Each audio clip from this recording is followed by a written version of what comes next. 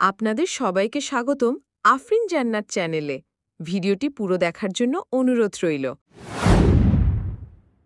একটা ছোট্ট গ্রামে রাহাত নামে এক গরিব ছেলে থাকত। বাবা মা নেই, সে একাই একটা কুঁড়ে ঘরে থাকত। কাজ করত বাজারে মানুষের জিনিসপত্র টেনে দেওয়ার। শীতের রাত, চারদিকে অন্ধকার। হঠাৎ বিদ্যুৎ চলে গেল, গ্রাম ডুবে গেল অন্ধকারে। রাহাতের ঘরে শুধু একটা মোমবাতি বাকি ছিল। সে মোমবাতি জ্বালাতে গিয়ে ভাবল, এই আলোটা আমি একা রাখব নাকি কারোর সাথে ভাগ করব? পাশের ঘরে এক বৃদ্ধা একা থাকতেন। তিনি ঠান্ডায় কাঁপছিলেন। রাহাত নিজের শেষ মোমবাতিটা নিয়ে গেল বৃদ্ধার ঘরে।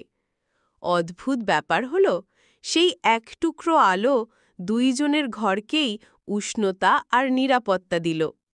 বৃদ্ধা কেঁদে বললেন, বাবা, তুমি আমার নিজের ছেলের থেকেও বড় হলে। সেদিন রাহাত বুঝল, আলো একা রাখলে নিভে যায়, কিন্তু ভাগ করলে চারপাশে ছড়িয়ে পড়ে।